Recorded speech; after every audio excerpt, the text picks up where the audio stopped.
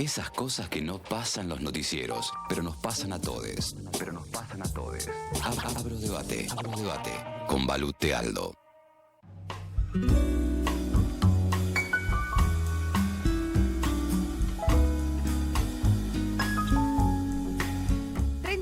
Minutos, han pasado las 10 de la mañana. Es el momento más esperado por mi persona, debido a que tengo que hacer una columna, que preparé con mucho cariño, por suerte. Cállese la boca. ¿Ese es Massa? Massa me acaba de decir que me calle la boca. Hola, soy Sergio Massa. Hola, Sergio. ¿Cómo estás tanto tiempo, loco? ¿Estás cansado? ¿Estará cansado, Sergio? Igual ojalá que no, porque se le viene un año movidito, ¿no? ¿Qué pensaste, Vi? Pienso que va a ser un año muy movidito. Pienso que fui a cargar el agua para el mate sobre el final del tema musical, pero porque Balute Aldo me estuvo sacando unas hermosas fotos. Así que todo está justificado. Oh, te agradezco muchísimo. Y te voy a estar llevando unos mates. Ay, estoy como quiero hoy. No sé qué está pasando, pero me trajeron una compu, me trajeron un mate, abrí mi propia columna. Estoy como... Te trajeron una computadora. Queen, sí. No en todas las radios pasa eso. Me la llevo a casa, ¿sabes? ¿Pudiste abrir lo tuyo, Balu? Porque Pude abrir lo mío. Sí, yo sí, viste sí. cuando uno está abriendo se te trabó la compu y el otro te dice, bueno, ¿y qué trajiste hoy? Vos estás como, tipo... Vamos a hablar un poquito de algunas cositas. Vamos a hablar de algo que a usted no les va a interesar. Además, ¿viste cuando dicen... Perdón, me tengo que acomodar esto. Estírame. A mí me pasa con Ian cuando me hace él y yo estoy como, tenemos un invitado Especialísimo, que no se imaginan quién es. que yo no sé si lo quiero sacar al aire, porque la verdad que el programa viene muy... Sale al aire. Estamos en comunicación con... Ha pasado. Eso, además, yo tengo una pregunta de novata, ¿no es cierto? Sí.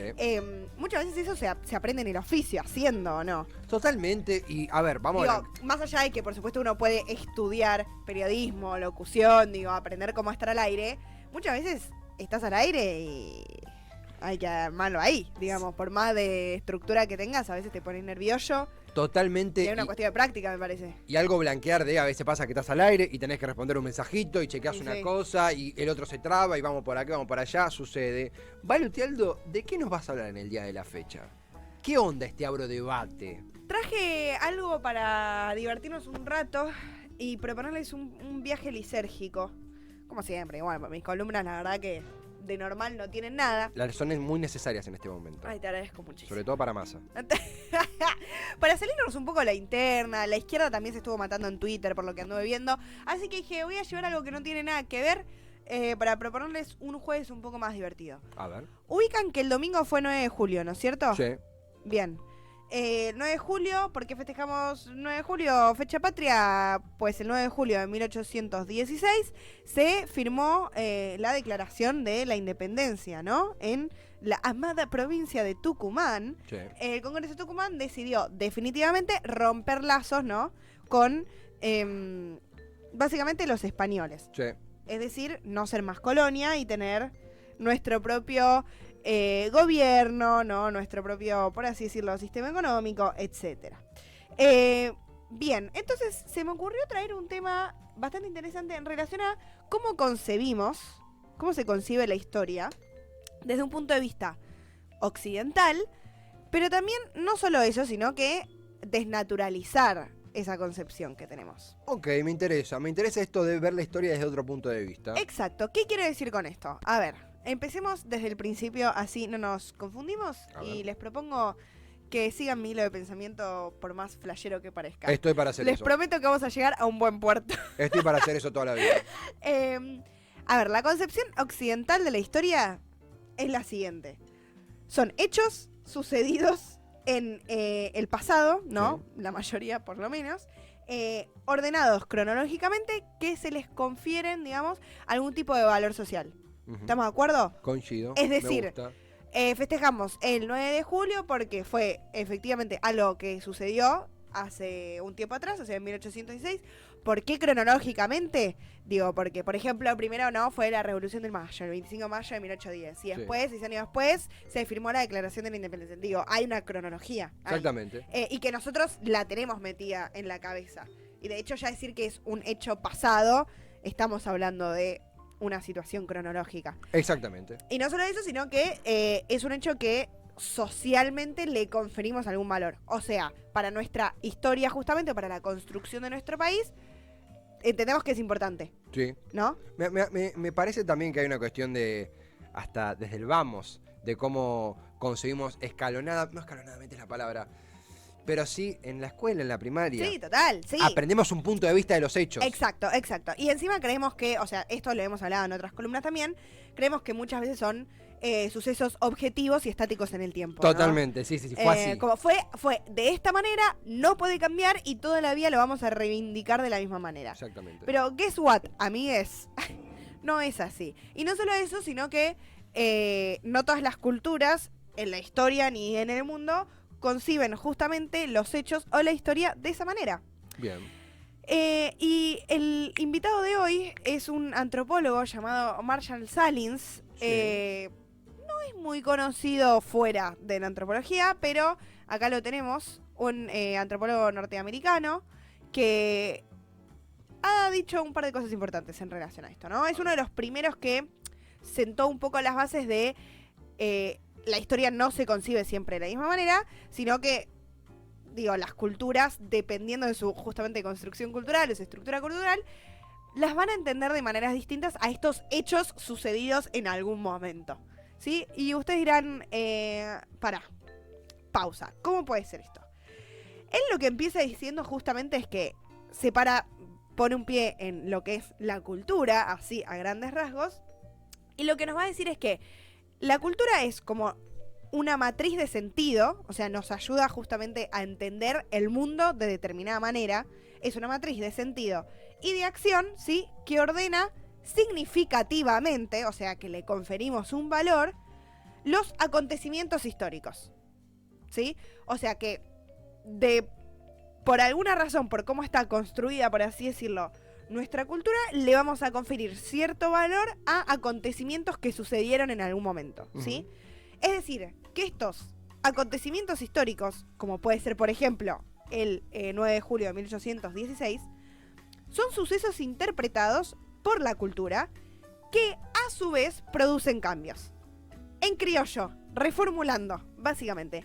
Lo que nos quiere decir Salins es, obviamente hay determinados sucesos que se dan en algún momento de la historia, ¿no? Ahora, depende de la cultura cómo esos sucesos son interpretados, o sea, si les conferimos un valor o no. Y no solo eso, sino que muchas veces esa interpretación transforma a la cultura a la vez, ¿sí? Es como ¿qué vino primero, el huevo o la gallina? Claro. ¿Se entiende? ¿Cómo son los mecanismos de interpretación colectivos de un hecho? Y cómo mamamos ese hecho. Exacto. Y que justamente esas interpretaciones van a ir cambiando a lo largo de la historia porque son muy subjetivas, porque dependen de la cultura en la que están enraizados, ¿no? Podríamos decir. Entonces, lo que dice Salins es que las culturas humanas organizan su historia, su presente, ¿no? Su lugar en el mundo, de acuerdo a sus propias lógicas culturales. Digo, ¿por qué nos importa el 9 de julio de 1816 y no otra fecha? ¿Sí? Hay un montón de otras batallas o sucesos que se dieron en esos años también y no se les da tanta importancia como el 9 de julio, por ejemplo. Y además no se trata de... Porque uno a veces va por el lado de desmitificar el 9 de julio. No, sino de por qué efectivamente... ¿De por qué? Cuando ingresás al analizarlo, ves que hay un montón de fechas satélites súper importantes para llegar a esa fecha. Exactamente. Y tiene que ver con eso... Gracias por ese pie. Por favor. Porque lo que dice Salins también es que justamente estos sucesos que son interpretados, ¿no? Siempre son interpretados dentro de cierto marco. O sea, cuando suceden, las cosas suceden en una determinada coyuntura, en un determinado contexto, en un determinado momento y desarrollo cultural. Y de hecho, digo... Por ejemplo, ¿no? Me pongo a pensar, la Revolución de Mayo, ¿no? La de 1810, el 25 de mayo, sucedió en un determinado contexto político, cultural y económico. No pasó no antes y no pasó después, ¿no? Digo, hay un marco donde se pudieron dar justamente esos sucesos que más adelante fueron interpretados y reivindicados, por ejemplo, en nuestra sociedad, ¿no? Entonces, justamente estos sucesos son interpretados y a la vez transforman, o sea, mientras se interpretan, también transforman la manera en la que nos concebimos como sociedad y como cultura, ¿no? Y justamente por eso, como tienen una relación bastante dinámica, cambian a lo largo del tiempo.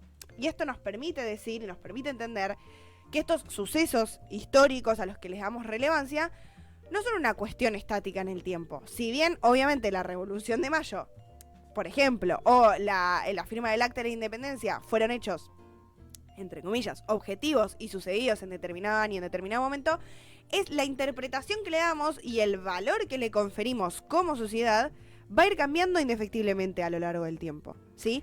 Y no solo, digo, porque es la cultura dentro de un marco determinado la que los interpreta, sino también porque muchas veces juega, y es muy importante, el tema de la agencia de los sujetos. ¿Qué queremos decir en las ciencias sociales con la agencia? Es justamente el accionar de los individuos que forman parte de esa historia que se va haciendo. Es hermoso esto porque esto de la historia de forma dinámica, pero aparte de esto, tiene mucho que ver con el revisionismo, que a veces tiene una mala prensa, qué sé yo, depende de qué ángulo se pare uno. Pero el revisionismo no desde esa beta de la alt-right de, y si fue... sé yo, gente que niega o que cuestiona la existencia de hechos terribles de la humanidad comprobados científica y empíricamente, vistos de otro lado, y vemos en pantalla el Marshall en cuestión, sino el cómo podemos enriquecer el punto de vista de este hecho histórico, sobre todo cuando por ahí tenemos a disposición, desde la antropología, imagino que sobre todo, mecanismos que hace 50 años no había, para engrosar el conocimiento que tenemos de ese hecho. Exactamente. Che, soy fanático, Fan de este tema. No, totalmente, va por ahí la mano y sobre todo en relación a... para mí es muy importante eso, entender los contextos y entender la coyuntura y cómo eso esa interpretación indefectiblemente va cambiando a lo largo del tiempo. Donde si bien nosotros entendemos en un sentido cronológico los hechos sucedidos, esa interpretación indefectiblemente va a ir cambiando a lo largo del tiempo y muchas veces tiene que ver con esta toma de acción que tienen los sujetos que forman parte de esos sucesos históricos y los que vienen después también, ¿no? Por supuesto. Digo, para mí el ejemplo en este caso de esos sucesos que fueron entre 1810 y 1816 son muy importantes porque ahora siento que está habiendo toda una ola de reivindicar, por ejemplo, el lugar que tuvieron las mujeres en la Revolución de Mayo y en la Independencia. Sí. Que antes mucho no había, ¿no? Eran básicamente todos hombres. Sí.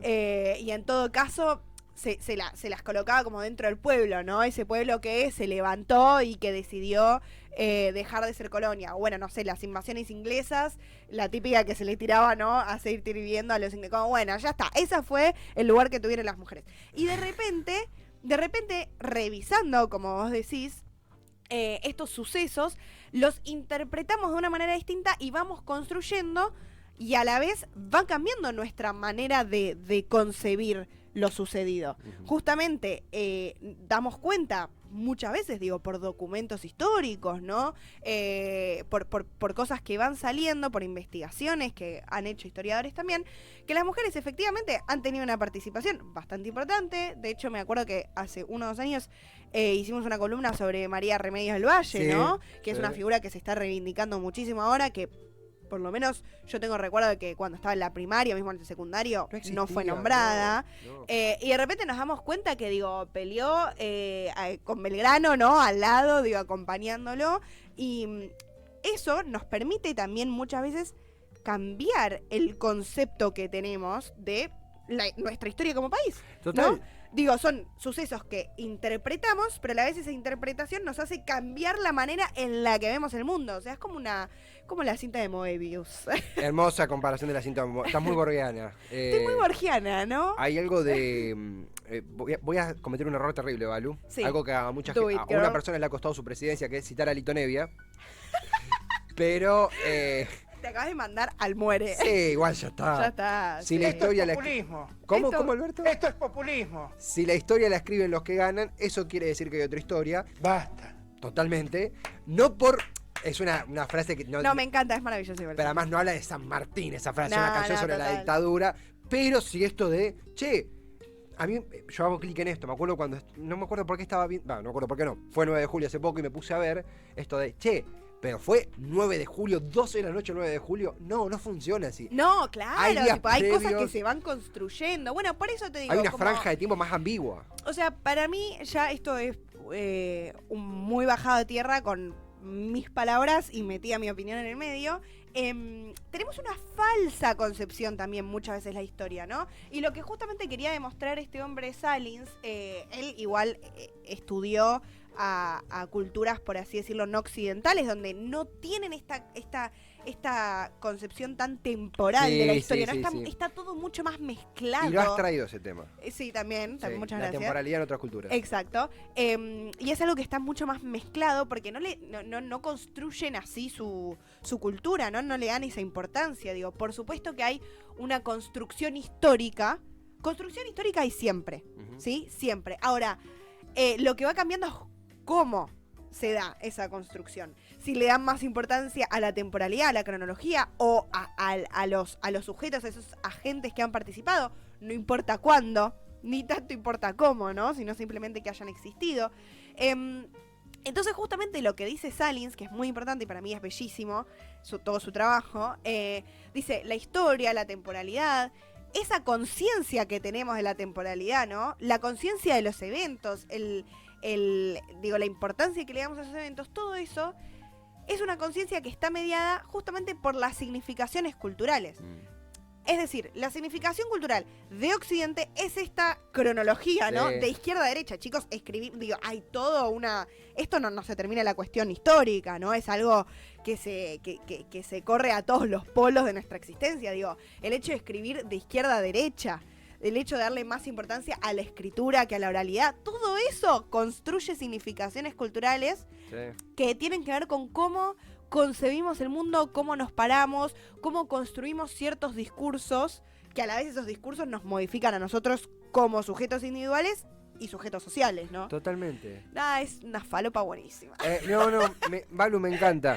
Me encanta realmente, y aparte ayer me la comentabas por audio la columna, y son esas columnas que son saques iniciales. Sí. No se cierra el tema acá. No, por favor que no se cierre el tema acá porque también van a venir a buscar. Es una invitación a la exploración. Me encanta, Balu, me encanta realmente, me encanta mucho. Algo que también pensaba, por las dos, por si alguno se suma, el amigo Marshall, el nombre de pila.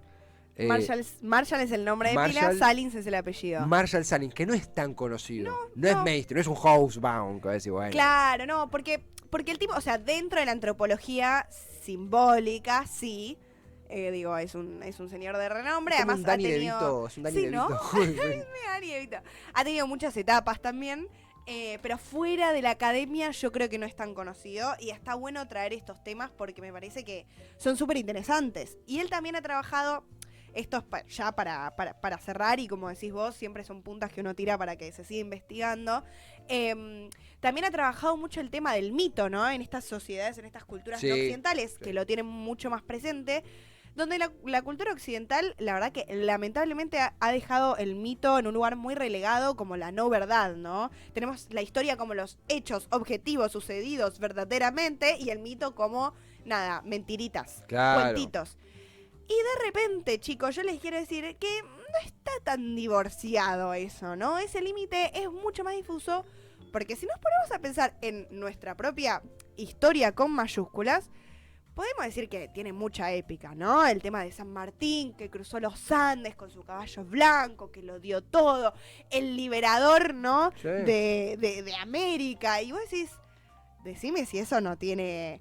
una ficción atrás un poquito. Hay una época... la hemos decorado, la hemos fileteado, que está perfecto para creérnosla y para construir ese discurso que a la vez nos construye como sociedad, ¿no? Total. Nadie está diciendo que está mal.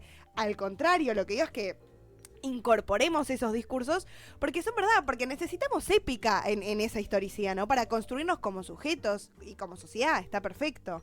Pero no pensemos que eso es algo primitivo, no occidental, ¿no? Sino al contrario, está muy incorporado. Balu, somos bendecidos de contar con Abrodebate Ay, muchas gracias. hace ya 3 largos años, 2 años. 2, este es el tercero, digamos. Realmente... Esta es la tercera temporada. ¿En tu relación más larga? Sí, Y también sí, mi sí, relación más posta, larga con Cítrica Radio. Una relación que ha pasado por muchas etapas virtuales y presenciales, pero que sin duda nos ha dejado tremendamente felices. Ay, yo estoy feliz, la verdad que estoy muy contenta de cerrar esta etapa y abrir otra, por supuesto. Totalmente. Sé que, de nuevo, vos cuando te enteraste lo de Facu quisiste renunciar, pero No me dejaron. Facu es muy bueno con los contratos. Sí, no, y con la labia, viste, que te endulza el oído. Sí, ¿dónde me hiciste meter? Y Yo sí, confío en vos. mirá en dónde terminé.